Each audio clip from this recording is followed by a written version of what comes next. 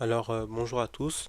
Aujourd'hui, on est dans la partie A du grand 2, qui est la domination des conflits interétatiques. Alors, en fait, ce qu'on remarque, c'est que aujourd'hui, la plupart des conflits, ils sont intra-étatiques. Pour définir les conflits intra-étatiques, on pourrait dire que, en fait, ce sont des conflits armés qui se déroulent à l'intérieur d'un État, impliquant généralement le gouvernement et des groupes rebelles ou factions internes. Euh, et en fait, depuis les années 90, bah, c'est les conflits les plus dominants. On parle de plus de deux tiers des totals des conflits. Par exemple, dans les années 90, euh, on parle de 54 sur 57 conflits seraient intra-étatiques. En 2000, ce serait 27 sur 30. En 2016, ce serait 47 sur 49. Et en 2021, ce serait 43 sur 46. En fait, ces conflits intra-étatiques, ils suivent une logique qui est ancienne. C'était déjà les formes dominantes de conflits dès la fin de la Seconde Guerre mondiale. Et cela est lié à plusieurs choses. Déjà, il y a bien sûr l'effet des décolonisations dès les années déjà 47 en Asie, puis un peu plus tard les années 60 en Afrique, qui a forcément rendu en tout cas qui a décolonisé des États qui étaient forcément très fragiles. Il y a également eu le rôle de la chute de l'URSS en 89 qui a provoqué des conflits internes entre les États qui nouvellement créés. On peut penser par exemple des pays comme l'Azerbaïdjan, le Kazakhstan, etc. Et on peut également citer le rôle des révolutions arabes en 2011 qui ont eu des effets extrêmement néfastes sur les pays du Moyen-Orient. Mais aujourd'hui, il y a des débats sur la nouveauté de ces conflits. En fait, certains spécialistes se battent pour savoir si ces conflits seraient nouveaux ou pas. Mais la plupart disent que en fait il y aurait rien de nouveau et cela serait dû au fait que finalement c'est déjà la même chose dans l'histoire. Par exemple, penser entre 1880, entre 1880 et 1902, là, il y avait déjà la guerre des bourgs. Entre les Britanniques, les descendants des premiers colons néerlandais, donc les bourgs, qui voulaient prendre leur indépendance. Ce sera pareil lors de la guerre d'Algérie entre 54 et 62, et pareil également pour la guerre d'indépendance irlandaise de 1919 à 1921. Euh, Maintenant, on va passer à la partie B, qui est la nouvelle géographie des conflits. Alors, en fait, ce qu'on remarque, c'est que les guerres civiles, en fait, elles sont aujourd'hui partout dans le monde. En 2022, on en recense près de 56, dont 3 en Europe, 9 en Amérique, 10 en Asie, 10 au Moyen-Orient et 22 en Afrique. Ce qu'elles ont aujourd'hui d'assez particulier, ces guerres civiles, c'est qu'il n'y a plus de champs de bataille traditionnels.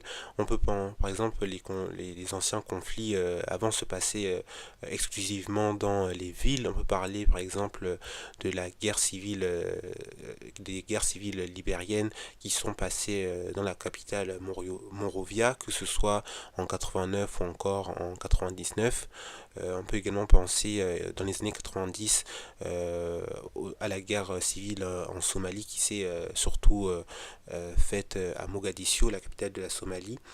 Euh, mais en fait aujourd'hui on remarque plutôt des conflits dans ce qu'on appelle des créations, dans la création de zones grises, c'est-à-dire des espaces contrôlés par des autorités concurrentes de l'État qui privatisent à leur profit ces territoires.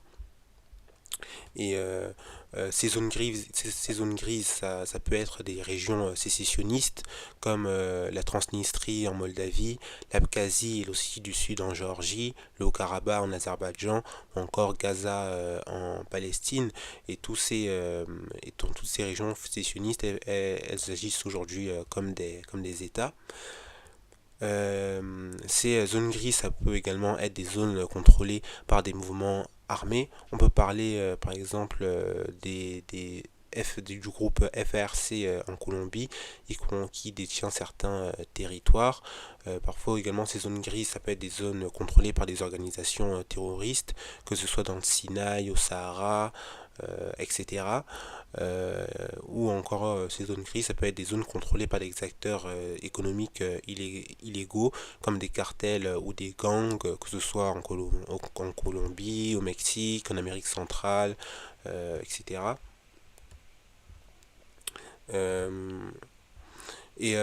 Aujourd'hui, on remarque également une internationalisation de ces conflits avec la création de systèmes régionalisés de conflits. En fait, on remarque que des affrontements internes vont déborder sur des États voisins. C'est le cas, par exemple, du groupe terroriste Boko Haram qui a été créé en 2002 au Nigeria et qui très rapidement a touché le Tchad ainsi que le Cameroun. Euh, une autre forme de ces systèmes régionalisés de conflits, ça va être lié au flux de réfugiés vers des pays voisins. On peut parler par exemple en 1994 de l'afflux massif des Hutus qui vont se réfugier en RDC dû à la dû au massacre perpétré par les Tutsis. Du coup, ça va faire que cet afflux massif en RDC, ça va déséquilibrer le gouvernement en place et ça va provoquer en 97 la chute du président Mobutu qui était au pouvoir depuis 65. Ce sera un peu la même chose qui va se passer au Liban, en Jordanie, en Turquie, avec l'arrivée massive de Syrie due à la guerre civile syrienne qui a débuté en 2011. Ou encore ces systèmes régionalisés de conflits, ça peut être dû à des pays limitrophes qui vont attiser les conflits, comme au Soudan, il y a le Tchad qui va être impliqué dans la guerre du Darfour. Puis en 98, entre 98 et 2002, il va y avoir ce qu'on appelle la première guerre mondiale africaine, où il va y avoir la création de coalitions, une coalition qui va soutenir la RDC, qui va être composée de l'Angola, la Namibie et du Zimbabwe, et une autre coalition qui va se former pour renverser la RDC, qui va être composée du Rwanda, de l'Ouganda et du Burundi. Euh, et aujourd'hui également, certains de ces conflits euh, qui sont globaux sont souvent justifiés par l'accroissement de la mondialisation avec le rôle des politiques économiques. Par exemple, on peut penser aux aides du FMI dans les années 80-90 qui ont accentué la crise institutionnelle de certains États parce que ça va les endetter. On peut également penser au rôle des acteurs extérieurs qui ont alimenté ces conflits. Souvent, ça pouvait être la diaspora, comme lors de l'insurrection du Sri Lanka entre 1983 et 2009. Ou encore, ça peut être également des acteurs illégaux qui vont fournir des armes aux combattants. Déjà dans les années 90, on parlait de trafic d'armes légères en Afrique, ou parfois ça peut même être une exploitation illégale de matières premières par des firmes étrangères, comme en Sierra Leone pour l'exploitation de diamants.